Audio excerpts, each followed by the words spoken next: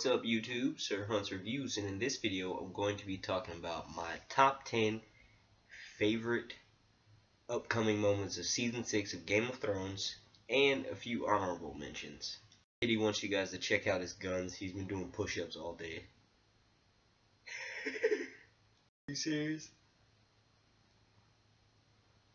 If you guys already haven't done so, make sure you click like and you click subscribe and share this video with your friends.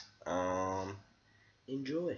Didn't forget about the contest that is still going on. From yesterday until April 17th. I'm going to contact that person on April 17th, get their mailing information, and send this book their way. Like I said, it's A Knight of the Seven Kingdoms. It is by George R.R. Martin. Fantastic book. Focuses on a young Aegon V, nicknamed Egg, and a Sir Duncan the Tall. Last night I got about halfway through. The contest is completely random. I do know that there are about 20 to 30 people that I know have been with this channel since day one. There's a lot more because I have almost 500 subscribers. But I'm just saying, just to keep it completely fair with everybody, it's just going to be a random person. I was having some kind of issue with the comments earlier on YouTube. I finally was able to respond to all of them. I did want to give a shout out to somebody who wrote some shit basically like, yeah, send it my way. I'll send you the cliff notes. Couple quick shout outs. Raise the Alba gave me a shout out on his channel. Appreciate it, bro. You guys want to go check out his channel. He's another Game of Thrones reviewer. Fucking awesome. I like the way he sets up everything straight out in front of your face, and just, well, I was saying that right. Also Ricey Reviews, as always, the boy in London. All of my beautiful subscribers, every last 486 of you. As of right now, it's 486. All of y'all, thank you so much. Number one's gonna have to start off with Battle of the Six Armies. Some call it the Battle of the Bastards. I call it the Battle of the Six Armies because it sounds more badass, bold, and beautiful. Reason being, as my number one top favorite moment, is because it took 6 weeks to film what's probably gonna be, since it's an hour-long TV show and it's gonna take place in most likely the considerable amount of it is gonna take place mainly in one episode, maybe two. The aftermath will definitely be in two, but it's going to be in one episode. So the fact that it took 16 weeks to film and 10 to 20 minutes actually on the screen, it's going to be fucking insane, bro. Like, amazing.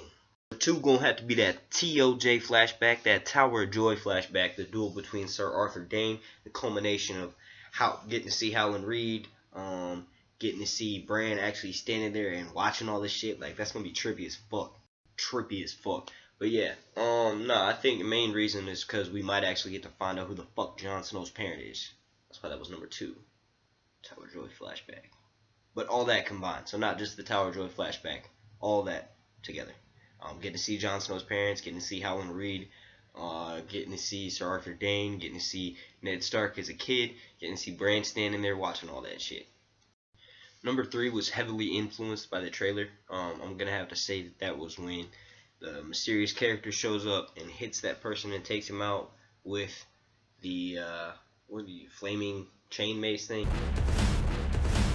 Reason being is because not only is it like, oh, just some random thing happened in the trailer, but it's just the implication of who it could be. It could be, I don't know, somebody saving the shit out of one of the main characters who's about to die, which will make it an awesome moment because they save one of everybody's favorite characters, but also because it could be Benjen Stark. Could be fucking Cold Hands, bro. Could be fucking Cold Hands. Now, I want to clarify this. I have said in one of my other videos that when I say Cold Hands, I meant for the TV show Cold Hands, it's going to be Benjen Stark. The TV show is not going to just... Not only are they probably not even going to do this, and it's probably not Cold Hands, but they wouldn't just randomly be like, okay, well, here's Cold Hands. It would make more sense for them to be like, okay, it's Benjen Stark. Main reason being is because of episode, like I said before, God, I fucking repeat myself.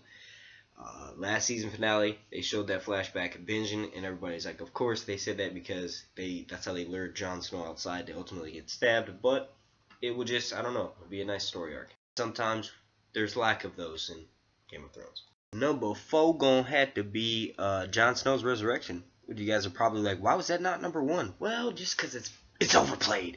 Last year, if I had made this video, I would have said, yeah, number one, Jon Snow's coming back. But now that we know all this information, not only do we know he's coming back, but we also know, and it's just taken away from the anticipation of it.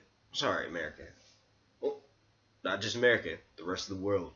I'm being watched globally, which is awesome. I think it's like my top 3 countries are USA, Canada, and then UK. That's cool. So there's people in England watch me. And that's just the top three. There's like 30 different countries, I think, total. I'm just saying top three that I know because it's the ones that YouTube shows when it pops up. That was my impression of a dumb American not being able to list more than 3 countries. What'd you think? I'm not saying all Americans are dumb, but I'm saying we have this stereotype that is perceived by the rest of the world of not being very intelligent. I blame Kanye West and Kim Kardashian and George Bush because that guy wasn't very intelligent. Okay, president, not very intelligent. Just to offend everybody in a 5-second clip in a video about Game of Thrones that literally you shouldn't be talking about politics unless they're Westerosi politics. Back on subject. Number 5, we're gonna get a little bit sexual here, but I'm gonna have to say when Daenerys finally mounts Drogon, maybe she gets a little bit of grinding action. She becomes a true dragon rider. Maybe that was the deal with Emilia Clarke. She was like, no more nudity, Dan and Dave. But instead, she'll do some grinding on the Drogon. Nah, but yeah, number 5 is going to be Dany riding on Drogon again. Drogon.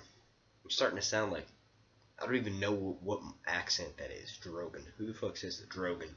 Number 6 for me is definitely going to have to be the Kingsmoot. A little bit of a backstory of where we're at, where we're going to be seeing the Greyjoys at on the show. Basically, as Euron Greyjoy comes in from exile, he was sent on exile by Balon for fucking one of his brother's salt wives, and he basically raped her, so he was exiled. He's coming back at that, and it's just weird in the books that he comes back right as Balon dies, and nobody can exactly prove that Euron killed Balon, but it's assumed by Aeron, Damphair, and he tries to get a whole bunch of the common folk to basically rally up against him. We don't really know what happens with that. Last we see of Euron in the books is him sending Victarion to go meet Dany, go try to wed her, and basically make Daenerys Victarion's wife.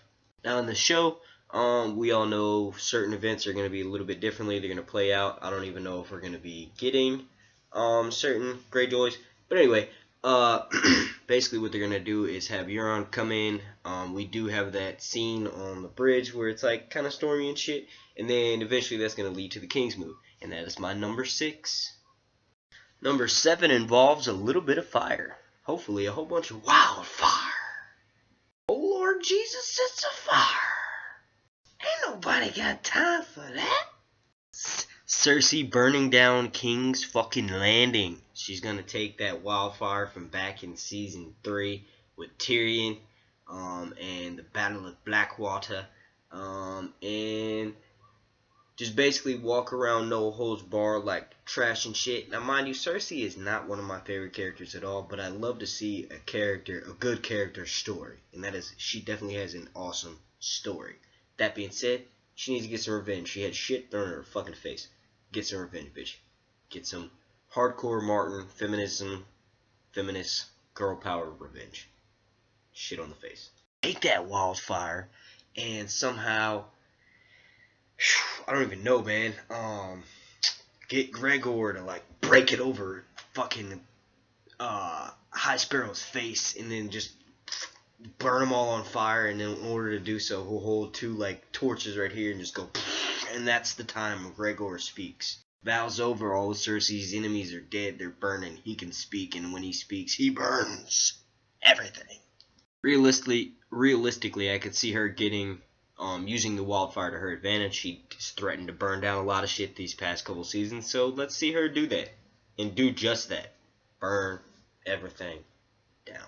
Maybe using Qyburn somehow in her plot to help burn everything. I mean, he's got to be super smart. He was a maester. He can't just know, like, okay, I know necropsy and dead shit. No, like, he knows some other shit, too. She's also got a lot of connections herself. For God's sake, she sits on the fucking, basically the Iron Throne. Tommen's a little bitch, you know what I mean? So, obviously, when she comes back, Tommen still won't have Marjorie at this point. So he's still going to be kind of weeping and be like, oh, Mom, I'm glad you're back. Tell me what to do. And she's going to sit on that throne, and she's going to start scheming and plotting, and she's going to probably lay wildfire throughout King's Landing. And if it comes to that point, she'll probably have a backup plan where she might be getting surrounded, but guess what? Everything else is going down with her because the bitch has lost her mind. Amy shows up last second, stabs her in the face. Valonqar, prophesized. Number 8 is going to be also influenced a little bit by that Red Band trailer. I'm going to say it's going to be Tyrion releasing the fucking dragons, dude. Like, they just need to be let out. They just need to be set free. They need to be gone and burning shit. Because, I don't know. Come on. Like, the first thing that got me interested in the TV show before I heard about the novels, and when I was pretty much only, like, the show that I was, like, tripping over like that was The Walking Dead, and this was back in 2012, we'll say. I heard that there was dragons on it. Not only were there dragons, but there were zombies. So let's see more dragons. We give you guys more money by paying for HBO and all this extra shit. Give us more dragons. We want more dragons. So yeah, number 8 is going to have to be Tyrion releasing said dragons. Number 9 should have been a lot higher in the list if you go by one of my other videos, but whatever. It's Daario being revealed as the leader of the Hothy. I've touched on it so much, just thinking about it makes my blood boil, and I get pissed off that that little bitch boy is going to betray the queen. So yeah, number 9 is going to have to be Daario revealing himself as the Harpy and taking Dany and Missandei captive. Little fucking motherfucker. Fuck you up, motherfucker. Fuck you. Fucking Daario the Harpio. Coin that phrase. Trademarked. Don't use it in your videos. It's mine. Number 10. I'm kind of nervous about sharing this, guys. Sharing this scene with you guys because it's a surprise. I was contacted by Dave and Dan this morning. They contacted me via Twitter. Basically, I'm going to be having my first sex scene with it's going to have Dany, Sansa, and Sybil Kekili.